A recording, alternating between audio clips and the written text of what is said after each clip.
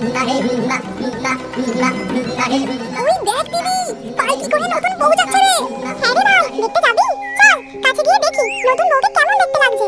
এই কথা বলে বানি ও ডকাই পালকির দিকে রওনা দেয়। কিন্তু তাদের এই সমস্ত কথা গাছের ডালে বসে বসে শুনছিল পুতুনা শাকচুন্নি।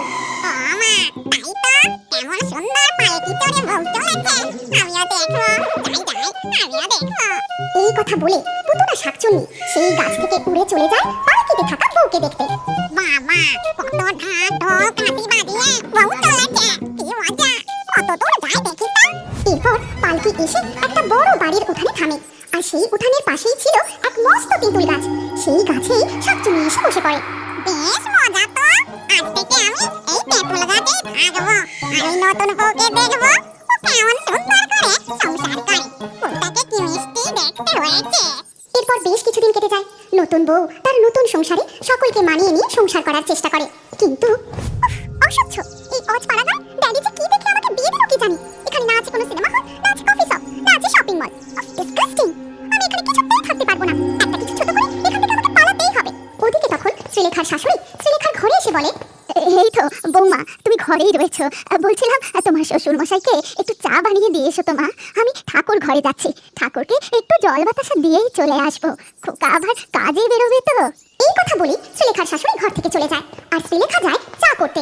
সে রান্নাঘরে পৌঁছে চা করতে করতে মনে মনে বলে, ওরে বাবা, চা যেন কিভাবে বানাতে হয়।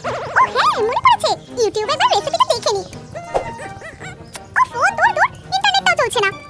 এখন যে কি করে চা বানাতে প্রথমে দিতে হয় চিনি। আরে এখানে তো দেখছি চিনিটাকে গুঁড়ো করে রেখেছে।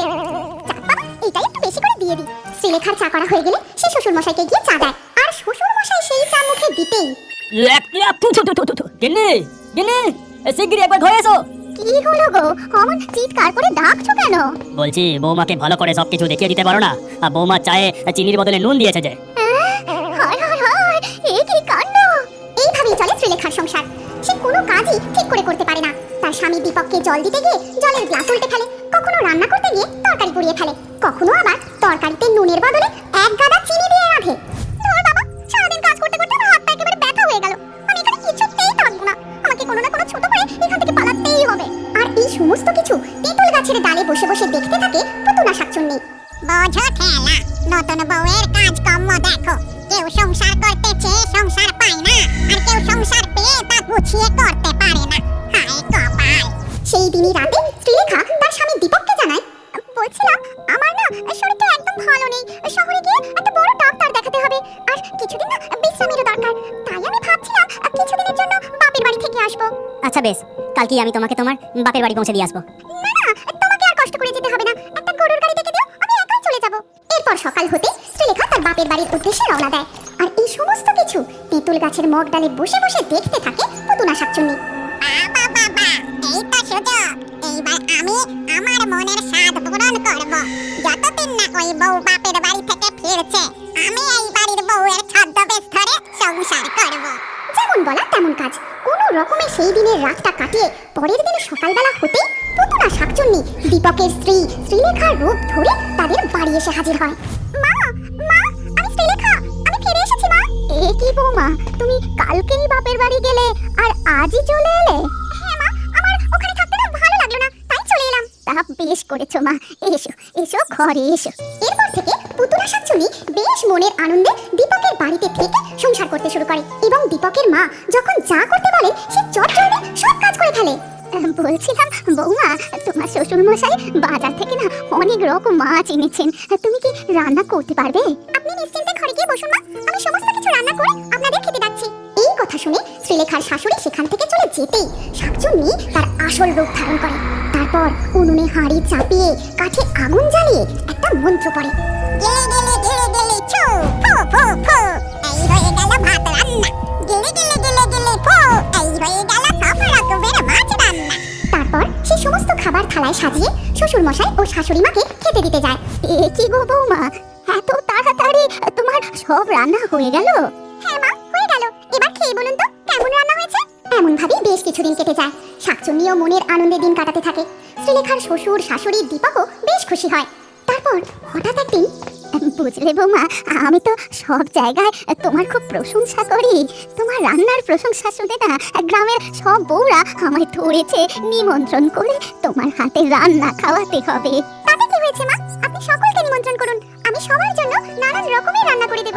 এই কথা শুনে শ্রীলেখার শাশুড়ি খুশি মনে সেখান থেকে চলে যান। তারপর যেদিন সকলে নিমন্ত্রণ খেতে আসবে সেদিন হঠাৎ শুরু হয় তুমুল বৃষ্টি।